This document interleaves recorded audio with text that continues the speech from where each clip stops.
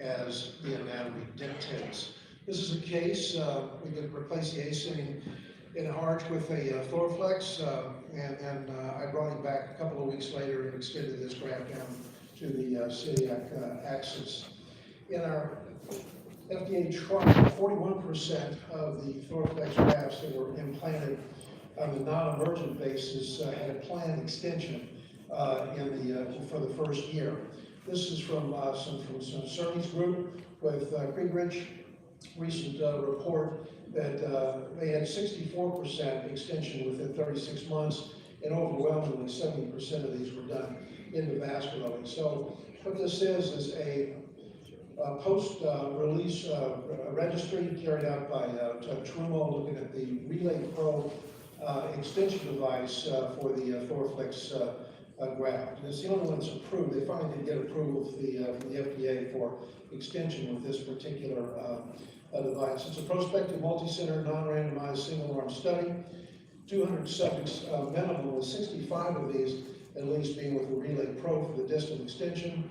Half the subjects have to be in the U.S. There's 55 sites, including Europe as well as North America, and they're requiring a 10-year follow-up. The primary endpoints are, of course, disabling stroke, spinal cord issues, and all-cause mortality within 1 year of either procedure. And remember that this is not just the extension registry. This is the Thorflex and the extension as this trial proceeds. Primary effectiveness is if you have lesion-related mortality, aortic rupture of the treated site, and lesion expansion out to 1 year. So the FDA required 150 patients for evaluable data at 5 years. Consequently, at least at this point, there's 267 subjects enrolled. 53 of these have had an extension, 41 of those with the Relay Pro.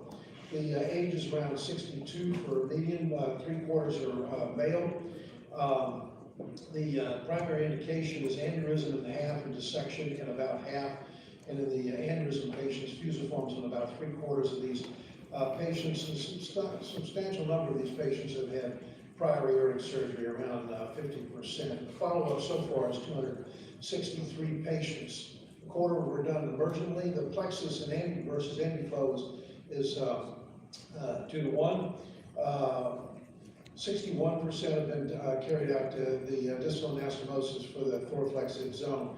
In zone 2, there's been a few coronary bypass grafts. Most of all of them had general anesthesia. 53 subjects have undergone 55 extension procedures.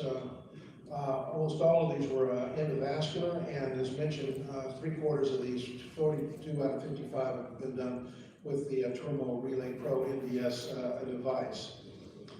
Success for the extension was 96%, with no need for unplanned intervention or emergency surgery due to device failure. However, 2 subjects experienced a device deformation, 1 compression, and 1 of the proximal graft enfolding. At 30 days, there's been, as I mentioned, 263 patients. The all-cause mortality is 3%. Stroke rate has been 4.2%. Paraplegia at one patient, and that was delayed. Overall, 29 patients have had site-reported deaths within the first year. 38 subjects experienced 63 MA.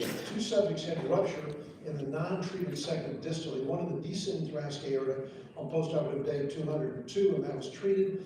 The subject recovered. A second patient ruptured at the paravisceral level, and that patient passed. There's been 13 secondary re-interventions. There have been 2. So in conclusion, the T-bar after a frozen elephant trunk is often required with the extension plan. High rates of technical success have been reported. The Thorflex index procedure and the extension procedures combined. Follow-up of this extend trial remains ongoing. The early results support successful distal extension of this Thorflex device that we have available to us. Thank you.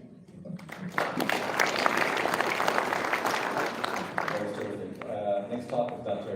Cillian Parvis, talking about multi-branch arch endograft and harmless and have several complications. What are they and how can we minimize? Thank you very much for the kind invitation. Thank you, Professor Lee, for the opportunity to talk not only about the 90% of nice cases we all have, but also about the 10% of complicated cases with extreme complications that go back.